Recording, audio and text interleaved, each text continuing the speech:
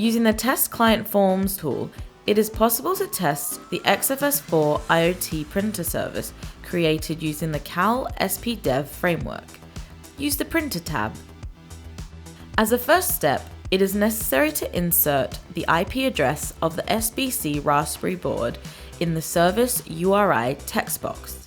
Type 10.2.112.34.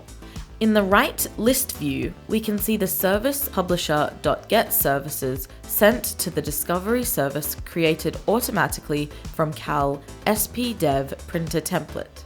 In the middle list view, we can see the completions raised back by the service provider. We can control the request ID value for matching the requests and the relative completions. In this case, the request ID is 2. In the service publisher.get services completion, we can identify the URI of the XFS4IoT printer service. This main information is reported on the printer URI text box. Also, the port number is automatically inserted in the port number text box. As soon as the Test Client Forms discovers a printer service automatically, it sends the common.capabilities. We can see that the request ID, request and completion are 3. Looking down, we can see the details of the capabilities completion. Of course, it is possible to invoke the common.capabilities request using the capabilities button. We can control that the request has a new request ID. The value is now 4.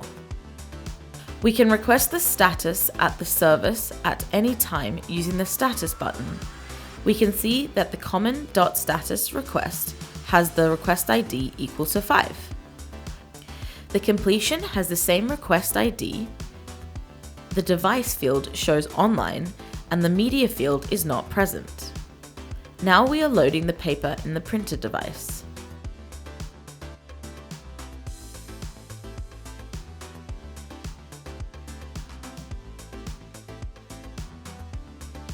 We request again the status.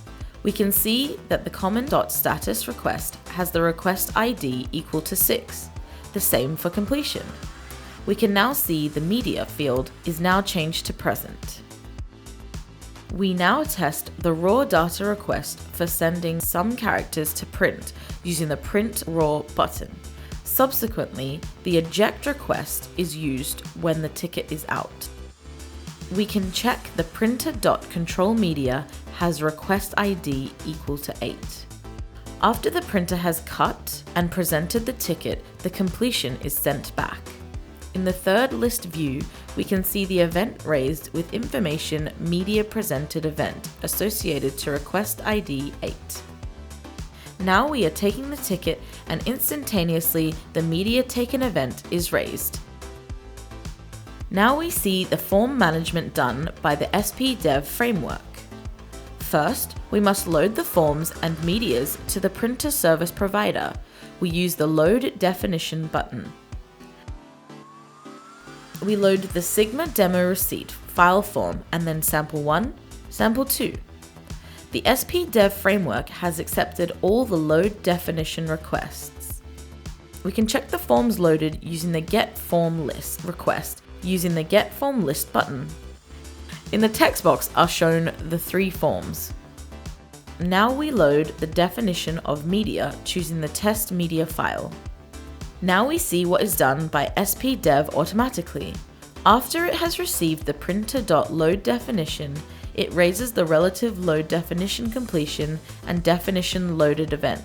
Invoking the printer.getMedia list, we can see the media loaded inside the service provider.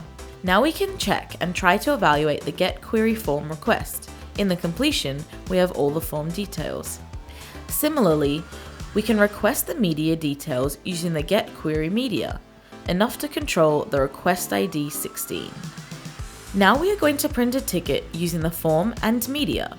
We choose the Sigma demo receipt as form and receipt media as media.